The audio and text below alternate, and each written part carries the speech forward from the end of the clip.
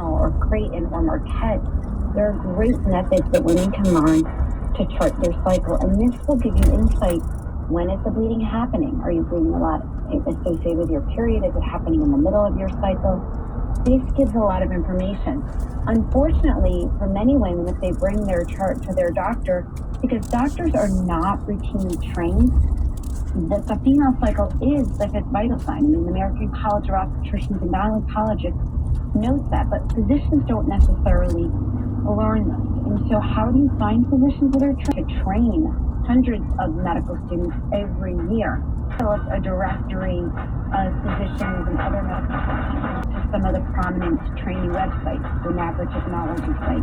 As we discussed, access is a huge issue. I practice medicine in our nation's capital, and I'm one of only a couple of physicians in our nation's capital that is trained in a restorative or reproductive approach to healthcare. I'm trained in Creighton, NAPRO, FEM, and neofertility, but most doctors don't even know what those are.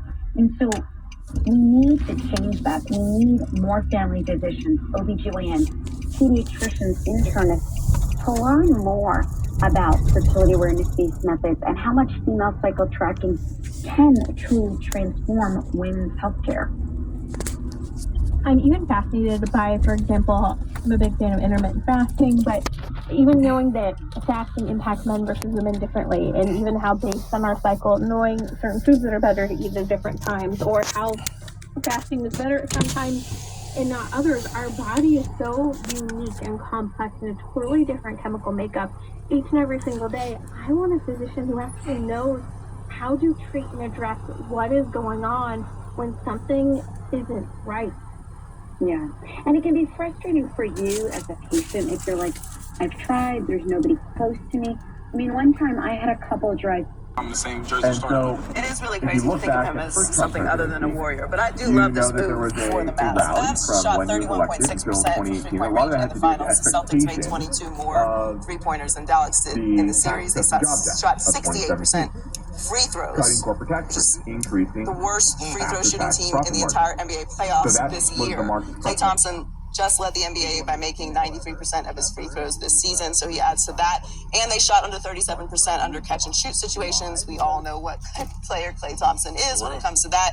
That was the fifth worst in the league. So he brings an element to them offensively that I think is very crucial. You won't know until the first one go off. When they hear the noise, especially the ones that are just like loud bombs, basically, that's where you're kind of like, all right, here we go. There's no way to know. What are you going to do? Put them in a corner and just play loud music? I mean, I don't think Slayer is going to get them ready for fireworks. But that fireworks, I would say, in my life, half of the time I've watched any fireworks display, I've thought to myself, this was the dumbest thing I've ever seen.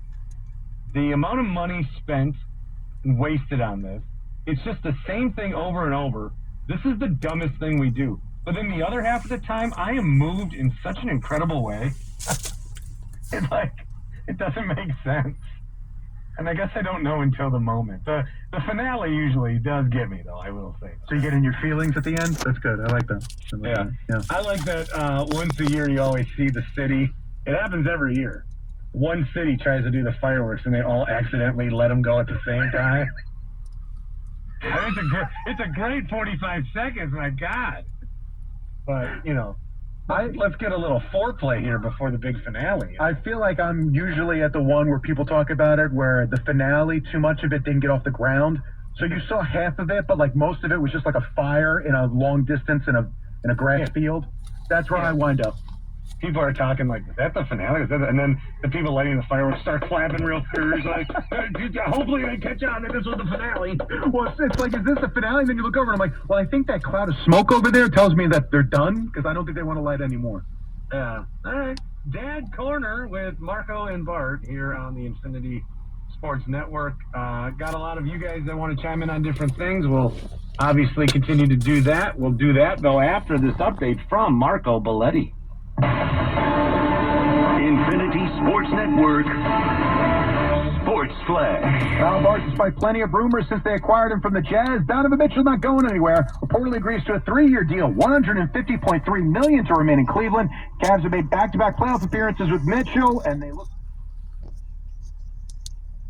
signal that they believe the effort to toss the verdict is without merit. In your opinion, what could be their argument that this is meritless, Robert? Well, their argument is, as we've already stated, this happened before he was even president. It also,